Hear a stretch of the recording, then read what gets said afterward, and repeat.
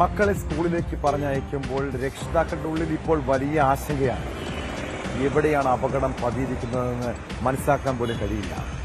എന്തെങ്കിലും സംഭവിച്ചാൽ കുട്ടികൾ മാതാപിതാക്കളിൽ നിന്നും അത് മറച്ചുവെക്കും.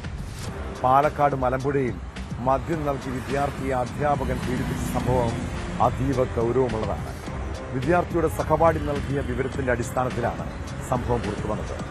എന്നാൽ പീഡന വിവരം അറിഞ്ഞിട്ടും സ്കൂൾ അധികൃതർ മറച്ചുവെക്കാൻ ശ്രമിച്ചെന്നാണ് സ്പെഷ്യൽ ബ്രാഞ്ച് റിപ്പോർട്ട്. പോലീസ് അന്വേഷിച്ചെത്തിയപ്പോഴാണ് ചൈൽഡ് ലൈനിൽ പരാതി നൽകിയതെന്നും റിപ്പോർട്ടിൽ പറയുന്നു.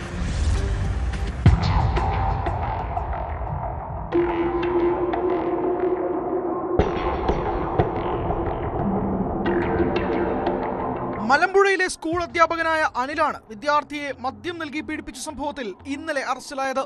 പീഡനത്തിനിരയായ വിദ്യാർത്ഥി സുഹൃത്തിനോടാണ് പീഡന വിവരം വെളിപ്പെടുത്തിയത്. ഈ സുഹൃത്ത് തന്റെ അമ്മയോട് ഇക്കാര്യം പറഞ്ഞു. തുടർന്ന് കൂട്ടുകാരന്റെ അമ്മ വഴിയാണ് പീഡന വിവരം പുറത്തറിഞ്ഞത്.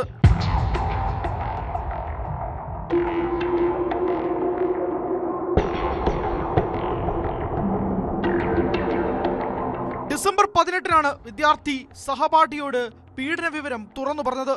അന്നേ ദിവസം സ്കൂൾ അധികൃതർ വിവരം അറിഞ്ഞിരുന്നു. തുടർന്ന് 19-ന് അധ്യാപകനെതിരെ മാനേജ്മെന്റ് നടപടിയെടുക്കുകയും ചെയ്തു.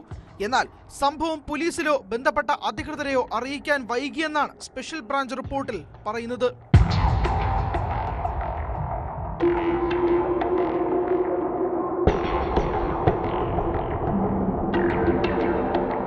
പീഡന വിവരം മറച്ചുവെച്ചതിനും അധ്യാപകനെ സംരക്ഷിക്കാൻ ശ്രമിച്ചതിനുമടക്കം സ്കൂൾ അധികൃതർക്കെതിരെ നടപടിയുണ്ടാകും.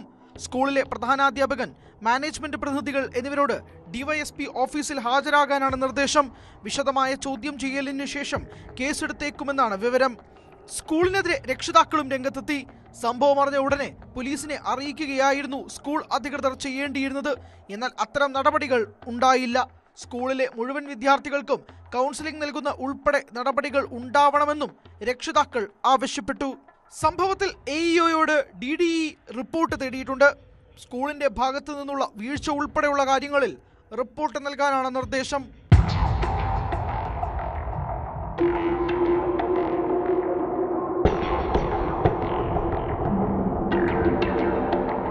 ന്യൂസ് 18 പാലക്കാട്.